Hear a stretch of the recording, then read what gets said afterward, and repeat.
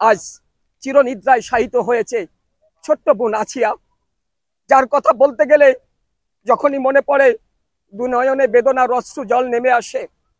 আপনারা জানেন, আমি দেশের বাস্তব জিনিসগুলো আমার লেখার মাঝে তুলে আনি। এই আসিয়াকে আজকে জানাজা করা হয়েছে। আসিয়া চিরনিদ্রায় শায়িত হয়ে গেছে। 18 কোটি মানুষকে কাঁদিয়ে আসরা আসিয়া না ফেরার দেশে চলে গেছে।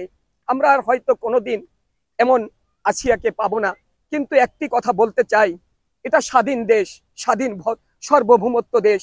30 লক্ষ শহীদের রক্তের বিনিময় আমরা পেয়েছিলাম এই স্বাধীনতার লাল সবুজের পতাকাটা, যার নিচে দাঁড়িয়ে গর্ব করে বলতাম আমি একজন বাঙালি।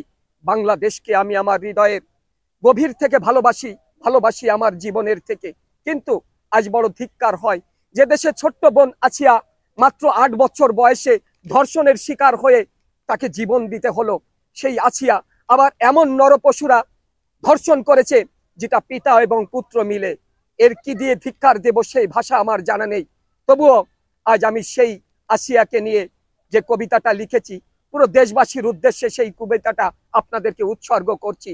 চিরনিদ্রায় শায়িত আসিয়া। চিরনিদ্রায় শায়িত হলো 8 বছরের ছোট্ট শিশু আসিয়া। কি অপরাধ ছিল?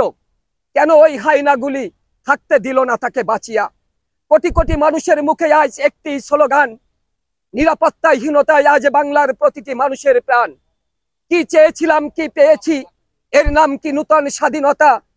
আজও মানুষ কিন্তু ভোলে নাই সেই মির্জাফরদের কথা।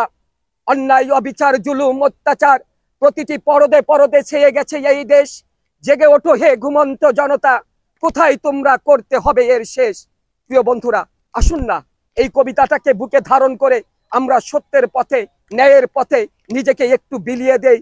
আর কোনো বোন আসিয়াকে এভাবে নরপশুদের হাতে যাতে জীবন না দিতে হয়, অকালে এ ধারণার কোনো নরপশুদের হাতে জুনু আমার আর কোনো বোন আসিয়ার জীবন ধর্ষিত না হয়।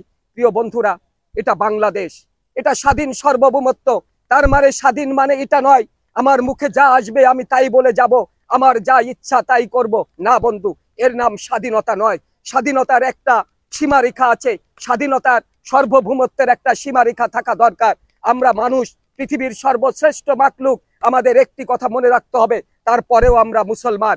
এদেশে শতকরা 90 জনের লোকের উপরে মুসলমানের বসবাস। সেই দেশে 8 বছরে বোন আসিয়া ধর্ষিত হোক, এটা কোনো মুসলমানের কাম্য নয়। আমরা আসুন, এর বিচার জনতার সম্মুখে হোক, এর বিচার সকলের মুখে একটি স্লোগান হোক, আসিয়ার বিচার হবে জনতার হাতে, আসিয়ার বিচার হোক জনতার হাতে রাজপথে।